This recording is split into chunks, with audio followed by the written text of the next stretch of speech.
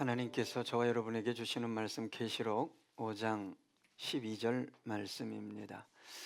우리 한 목소리로 읽겠습니다. 큰 음성으로 이르되 죽임을 당하신 어린 양은 능력과 부하, 지혜와 힘과 존귀와 영광과 찬송을 받으시기에 합당하도다 하더라.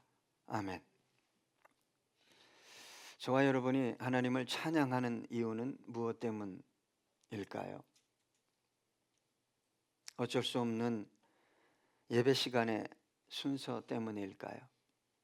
아니면 무딘 우리의 신앙적 감성을 고양하기 위해서일까요? 실상 찬양은 그리스도인에게 있어 존재 이유입니다. 왜 그럴까요? 하나님은 찬양받기 위해 인간을 창조하셨기 때문입니다. 그래서 그런지 몰라도 인간은 노래하는 존재입니다. 노래하지 않는 사람, 노래하지 않는 가정, 민족은 없습니다. 우리는 기쁠 때, 슬플 때, 고통스러울 때, 무의식 중에도 혹은 취중에도 노래를 합니다. 어쨌든 하나님은 찬양받기 위해 저와 여러분을 창조하셨고 저와 여러분은 그분을 찬양할 때 존재의 의미를 발견하게 됩니다. 하나님을 깊이 높이 찬양하면 할수록 내가 왜 살아야 하는가? 삶의 이유와 목적이 무엇인가를 명확하게 깨달아 알게 된다는 말입니다. 하나님은 찬양을 기뻐하시고 찬양하는 이들과 함께 합니다. 그래서 성경은 하나님은 찬양 중에 거하신다 라고 말합니다. 진실하게 찬양하는 영혼들이 있는 가정, 교회에 주님은 함께 계십니다. 특별히 여러분, 혼자 있는 시간에 조용히 부르는 찬양은 깊은 영적 감동과 위로를 경험하게 합니다. 여러분, 혼자 있는데 나도 모르게 찬양이 나온다는 것은 요즘은 참 놀라운 영적 사건 같아요. 예전에는 참 많이 나왔습니다. 혼자 있을 때. 찬양은 저와 여러분 안에 견고하게 자리 잡은 두려움, 근심, 걱정, 불안을 제거합니다. 왜 그럴까요? 진실한 찬양은 하나님의 임재를 불러오기 때문입니다. 하나님이 임재하시는데 어두움이, 절망이 자리할 공간이 있겠습니까? 없는 거죠. 계시록 5장에 보면은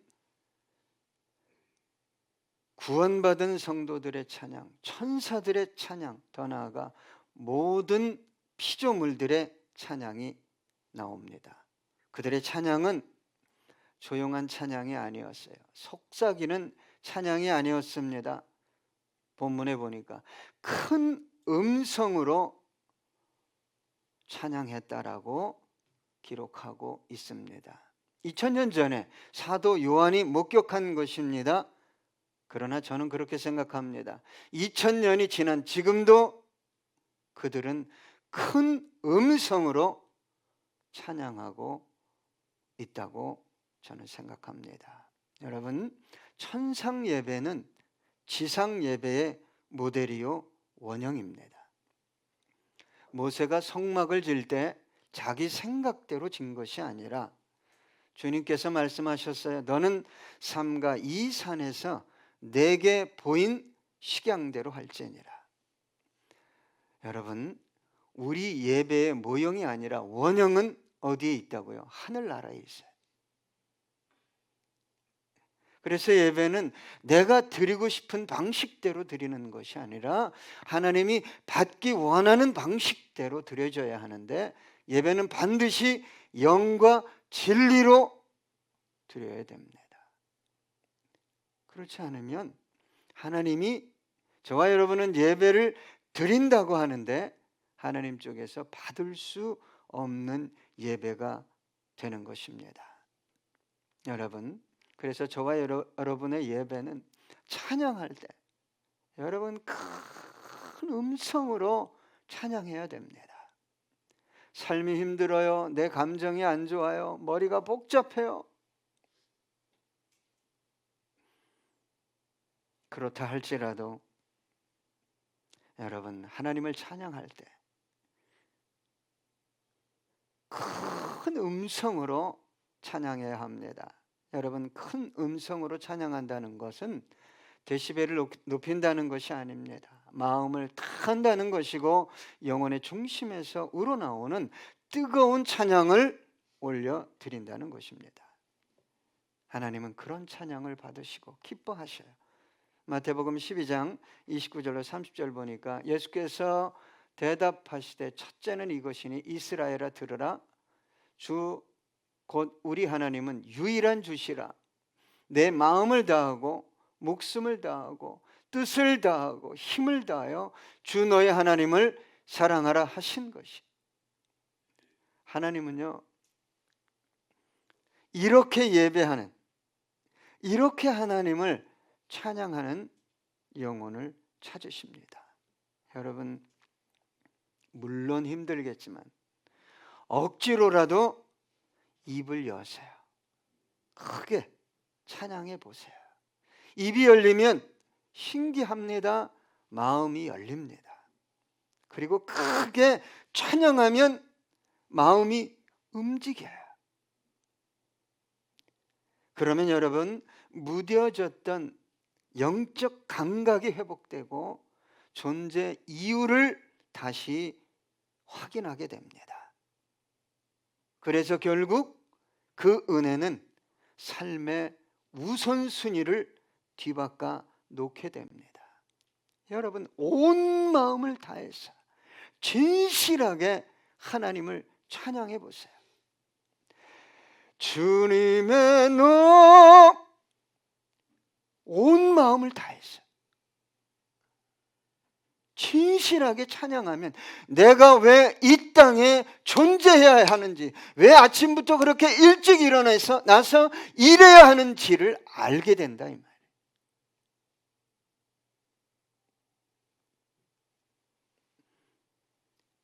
여러분 영적 감각이 민감해지고 존재 이유를 깨닫게 되고 삶의 우선순위가 바뀌면 고난 중에도 찬양하게 됩니다. 힘들고 어려워도 찬양하게 돼요. 한 선교사님이 부부가 이슬람 지역에서 선교하다가 극단주의자들에게 붙잡혀서 감금됐어요. 얼마나 힘들고 어려웠겠습니까? 근데 매일 밤 그들은 부부가 찬양을 했어요. 어떤 찬양을 했겠어요?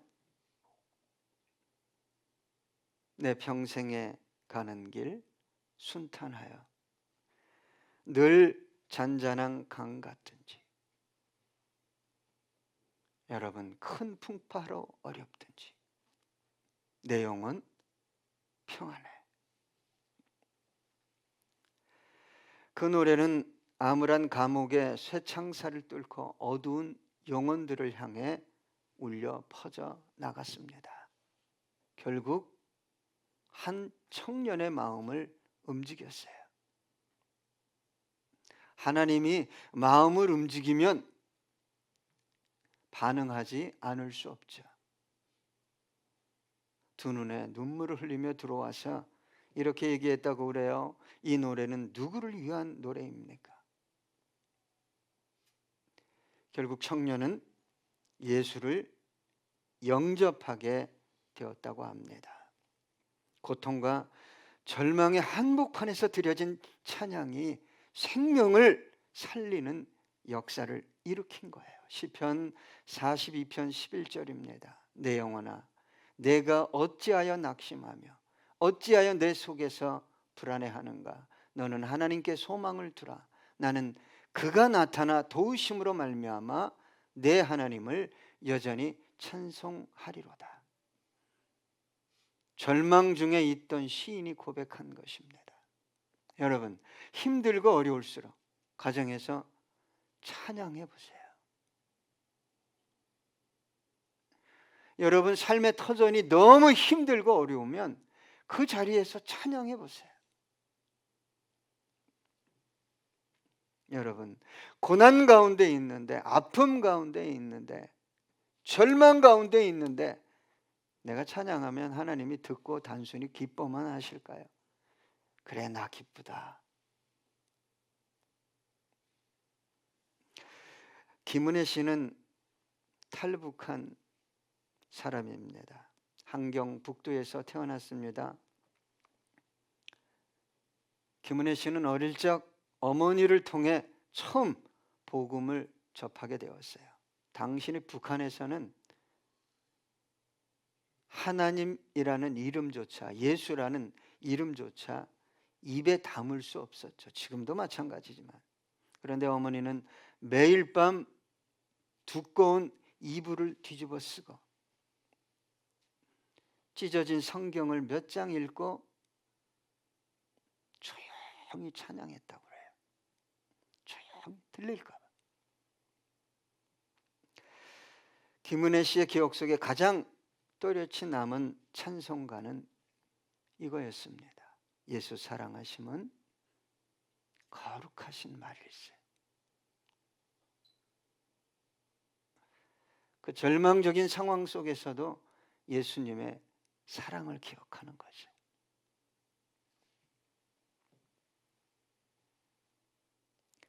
위험한 상황 속에서도 어머니는 늘 그 노래로 은혜 씨의 마음에 믿음의 씨앗을 심어 주었습니다. 성인이 되었어요. 예수를 믿으니까 누군가 밀고를 해서 보위부에 체포돼 감금됩니다. 죄목이 뭘까요? 예수 믿은 죄. 예수 믿은 죄. 차가운 감옥 바닥에서 끊임없는 고문을 당합니다. 굶주립니다. 조롱합니다. 하루하루가 죽음보다 더 혹독했지만 그녀는 밤마다 어머니를 따라 눈을 감고 속삭이며 노래했습니다. 예수 사랑하심은 거룩하신 말일세. 우리들은 약하나 예수 권세 많도다. 비록 소리는 거의 들리지 않았지만 그녀의 마음속에서는 울부짖으며 외침이 되어 보좌 앞에 올라갔을 것입니다. 그녀는 이렇게 고백했습니다. 그 찬송 한 소절이 제 정신을 붙잡아 줬습니다. 살고 싶지 않은 날에도 예수님의 사랑이 진짜라는 사실 하나만으로 버틸 수 있었습니다. 그 감옥이 제 예배당이었고 그 찬송이 제 생명이었습니다. 간수들이 조롱했습니다. 너 예수가 능력이 있다며, 전능하다며, 너 좀 빼달라고 기도해봐. 그녀는 흔들리지 않았습니다. 몇 년 뒤 하나님은 역사하셨고 은혜 씨는 극적으로 감옥에서 풀려나게 됩니다. 그리고 탈북해 남한으로 와서 예수님을 증거하는 삶을 살게 됩니다. 그는 이렇게 말했습니다. 사람들은 예배당에서 드리는 찬양이 감동적이라고 말합니다. 하지만 저에게 가장 뜨거운 찬양은 콘크리트 바닥 위에서 부른 그 예수 사랑하심은 이었습니다. 그곳에도 하나님은 계셨습니다. 찬양은 장소나 환경을 가리지 않는 것입니다. 나의 감정 상태를 가리지 않는 것입니다. 여러분, 절망의 자리에서 찬양할 수만 있다면 그 찬양만큼 능력 있는 찬양은 없을 것입니다. 그런 찬양은 단순한 음악이 아니라 목마른 영혼의 외침이요, 처절한 사랑의 고백이요, 죽음을 초월한 믿음의 선택일 수 있기 때문입니다. 시편 145편 1절로 2절입니다. 왕이신 나의 하나님이여, 내가 주를 높이고 영원히 주의 이름을 송축하리이다. 내가 날마다 주를 송축하며 영원히 주의 이름을 송축하리이다. 여러분, 저와 여러분이 영원히 찬양해야 할 찬양의 이유가 무엇입니까? 왜 찬양해야 합니까? 그 핵심 주제가 무엇입니까? 십자가일 것입니다. 나 같은 죄인을 사랑하신. 여러분, 오늘 본문을 보면 천사들까지 뭘 찬양했어요? 죽임 당하신 어린 양을 찬양했습니다. 여러분, 십자가 사건은 단순히 저와 여러분만을 위한 사건이 아니라 범우주적 사건이었습니다. 여러분, 저와 여러분이 십자가의 은혜를 좀 더 깊게 묵상하고 경험해야 할 이유가 여기에 있습니다. 천사도 예수님이 그들을 위해 죽지 않았어요. 저와 여러분을 위해 죽었어요. 그런데 천사들도 음모하며 어떻게 찬양했다고요? 큰 음성으로 찬양한 내용이 뭡니까? 십자가예요. 죽임 당하신 어린 양. 베드로전서 1장 12절입니다. 이 섬긴 바가 자기를 위한 것이 아니요 너희를 위한 것임이 계시로 알게 되었으니 이것은 하늘로부터 보내신 성령을 힘입어 복음을 전하는 자들로 이제 너희에게 알린 것이요 천사들도 살펴보기를 원하는 것이니라. 여러분, 십자가를 깊이 경험하면 김은혜 씨처럼, 선교사 부부처럼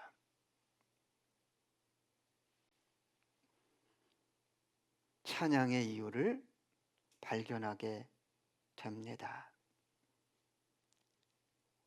저와 여러분에게 가장 소중한 것이 뭡니까? 누구에게도 내줄 수 없고 빼앗길 수 없는 게 대체 뭡니까?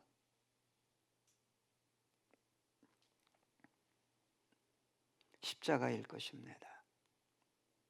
저와 여러분으로 노래하게, 찬양하게 하는 것, 찬양을 결코 멈출 수 없게 하는 이유가 몇 푼의 돈이 아니라 십자가여야 합니다. 뭘 줘서가 아니라 십자가 때문에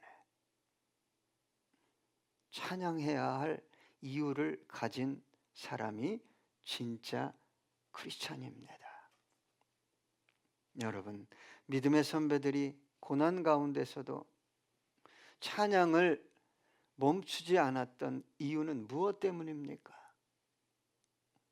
뭘 더 줄 것이기 때문에, 나를 더 편하게 하실 것이기 때문에가 아니라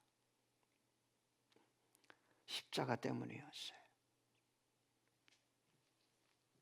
여러분, 예수님은 존재하는 모든 것들의 찬양을 받으시기에 합당한 분이십니다. 천사들도, 장로들도, 성도들도, 피조물, 만물이 뭘 찬양한다고요? 어린 양을 찬양해요. 죽임당하신 어린 양. 그 그분을 어떻게 찬양했습니까? 영광과 부와 지혜와 힘과 존귀와 영광과 찬송을 받으시기에 합당하다. 이 7가지는 예수님께 드릴 수 있는 최대의 경배입니다.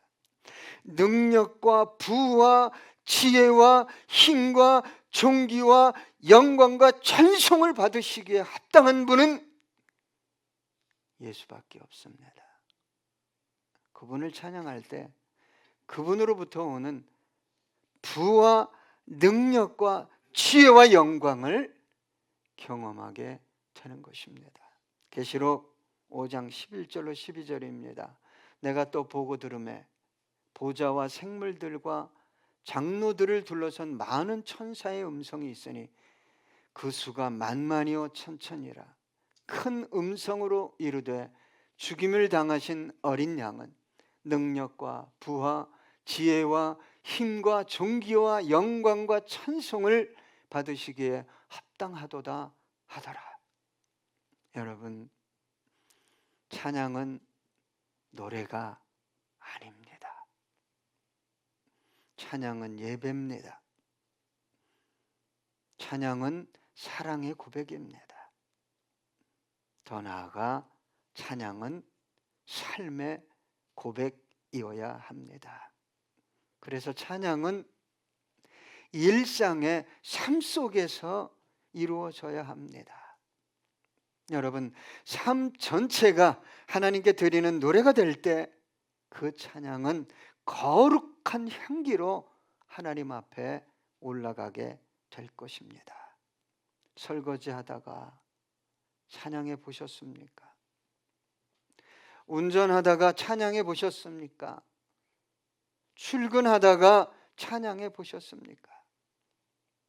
그 찬양은 하나님께 드리는 예배가 되고 우리의 일상에 하나님의 거룩함을 불어넣는 능력이 될 것입니다. 여러분, 자녀가 있습니까? 찬양하십시오.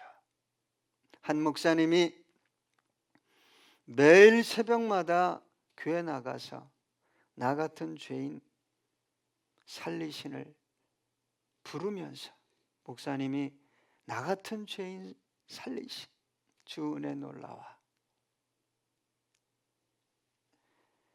이 찬양을 부르면서 방황하는 아들을 위해 기도했다고 합니다. 놀라운 일이 벌어졌어요. 어느 날 아들이 아버지가 있는 교회로 돌아와서 이렇게 얘기했습니다. 아버지의 찬양이 이상하게 귓전에서 떠나지 않았어요.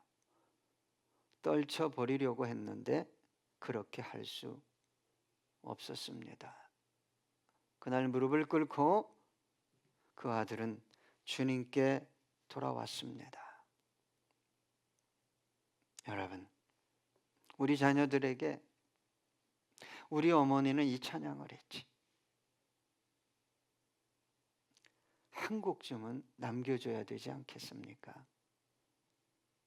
어머니 기억하는데 이 종갓나 새끼야, 예? 이런 욕이나 기억하면 되겠어요? 생명 다하는 날까지. 우리 자녀들을 살리는 것은 몇 푼의 돈이 아닙니다. 명문대학 나오는 것도 아닙니다. 우리 어머님 일평생 이 찬양하셨어. 내 주를 가까이 하게 함은 십자가 침 같은, 여러분, 찬양하지 않을 수 없는 이유를 자녀에게 심어주는 것이 축복이요, 진정한 믿음의 유산이라고 저는 생각합니다. 여러분, 천국은 어떤 곳일까요? 영원히 찬양하는 곳입니다. 그 찬양의 중심에 누가 있습니까? 어린 양 되신 예수님이 계십니다. 소망합니다. 고통 가운데서도, 삶이 무너지는 순간에도 그 어린 양을 죽이시기까지 저와 여러분을 사랑하신 하나님을 찬양하는, 그로 인해 하나님의 위로와 능력과 영광을 경험하는 저와 여러분 되기 원합니다. 갈라디아서 6장 14절입니다. 그러나 내게는 우리 주 예수 그리스도의 십자가 외에 결코 자랑할 것이 없으니 그리스도로 말미암아 세상이 나를 대하여 십자가에 못 박히고 내가 또한 세상을 대하여 그러하니라. 끝으로 고린도전서 1장 18절입니다. 십자가의 도가 멸망하는 자들에게는 미련한 것이요 구원을 받는 우리에게는 하나님의 능력이라. 여러분, 우리 어머님이 기쁠 때나 슬플 때나 외로울 때나 건강할 때나 병들 때나 이 찬양하셨지. 우리 아버지가 일평생 부른 찬양은 이거지. 여러분, 그렇게 찬양하는 삶 살아가기를 주님의 이름으로 부탁합니다. 끝으로 우리 함께 이 찬양하겠습니다.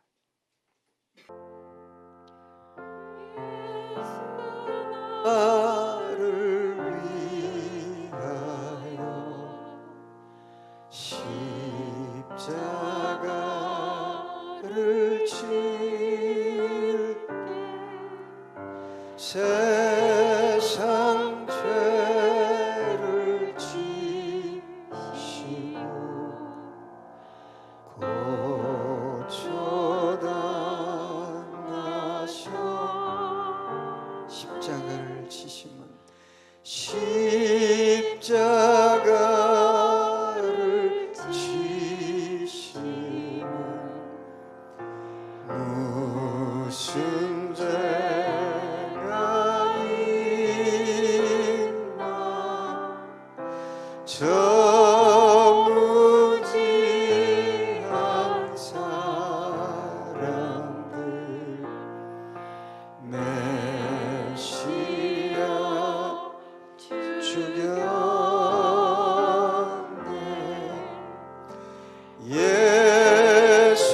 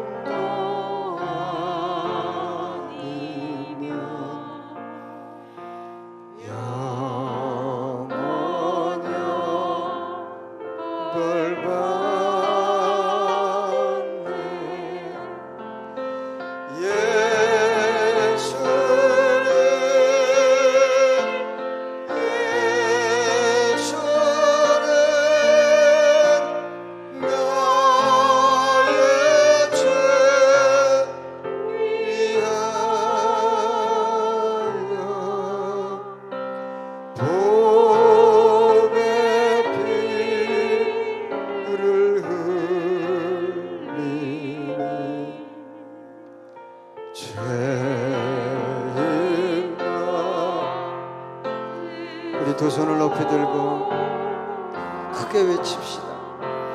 예수는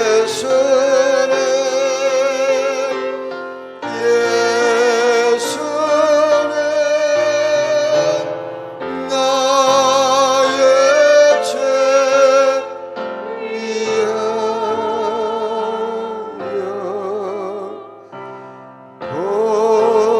보배 피를 흘리니 죄인 받으소서.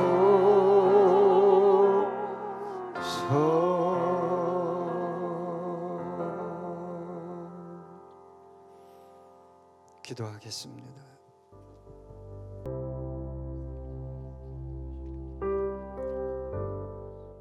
예수님, 당신은 우리의 전부이십니다. 우리의 과거와 현재와 미래의 전부이십니다. 그래서 우리는 영원한 하늘나라에서조차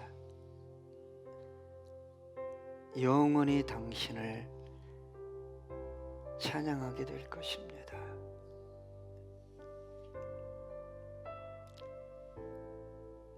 지금도 보좌 앞에서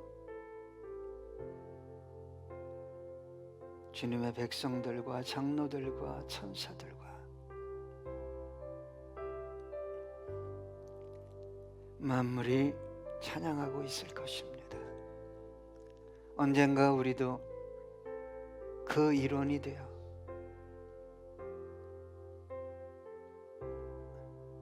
당신을 찬양하게 될 것입니다. 영원히 찬양하게 될 것입니다. 나를 위해 죽으신 어린 양, 소망합니다. 이 땅에서도 그 주님 찬양하고 높이기 원합니다. 주님, 다른 어떤 것이 아니길 소망합니다. 이 땅에 있는 어떤 것,